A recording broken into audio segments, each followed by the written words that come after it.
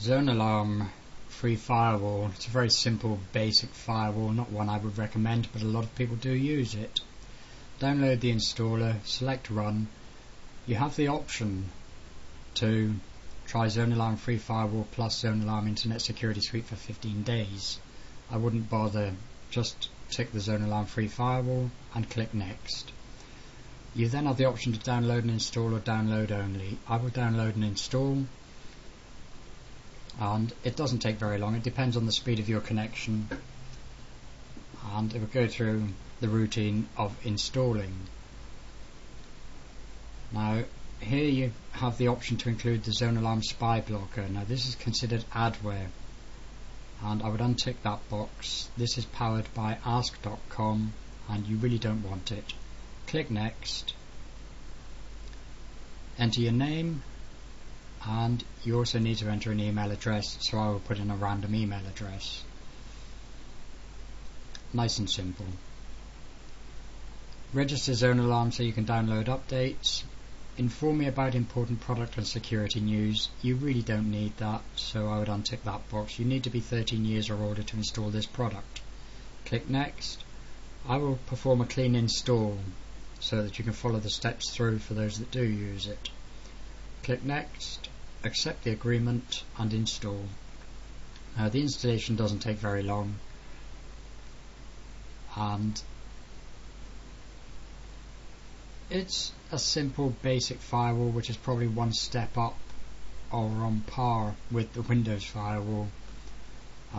Protection is minimal, and you can see this at the Matousec Proactive Security Challenge. You have the option of participating in DefenseNet, which is a community of ZoneAlarm users. I will tick do not participate. Now set up my programs recommended, and this will scan quickly and pick up your modem or router, and then you will be prompted to restart, and I will reboot and come back to this. Right, when you come back you will be presented with this user interface. In your system tray you will have the ZoneAlarm icon. When a program wants internet access you will get this box. If it's one you know, allow it and remember this setting. If you click on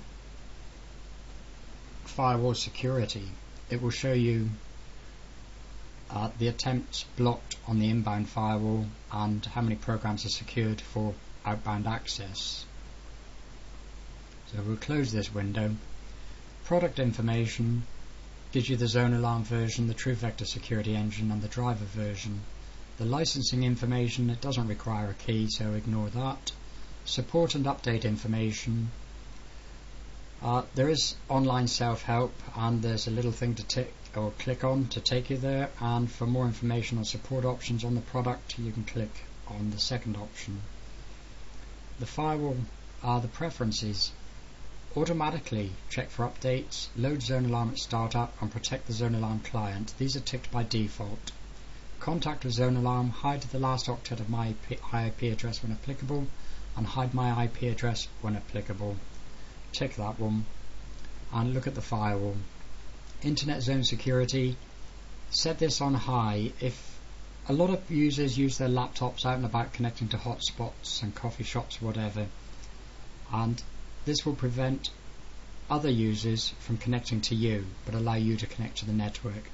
The trusted zone, use at home or in the office or places that you trust. If you have this set on medium, it allows you to share printers, resources, etc. In the zones, this will have configured your modem router and entered the details into the trusted or internet zone. You can add a host, site, IP address, IP range or subnet, and this is ideal if you connect to other hotspots.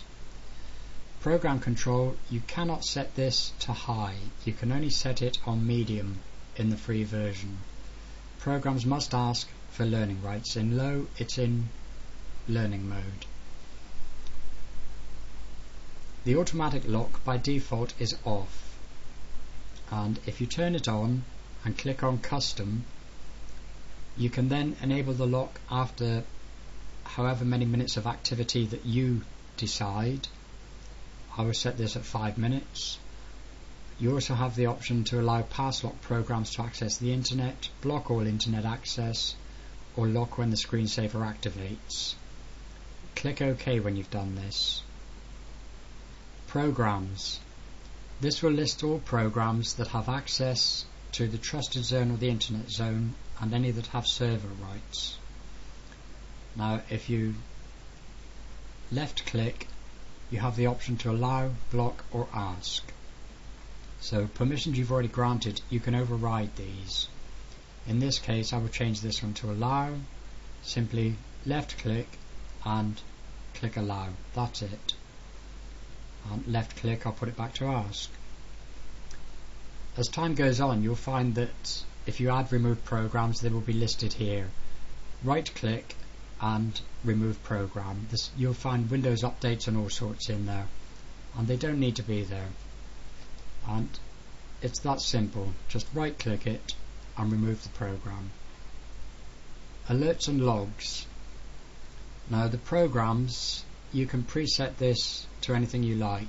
The default setting is 50 and it will show you its rating, the date, the time, what type of program, the program name, the source, the destination, the direction and the action taken. It will show you the account, the source DNS, the destination DNS and the policy, which is a personal policy because you've allowed it.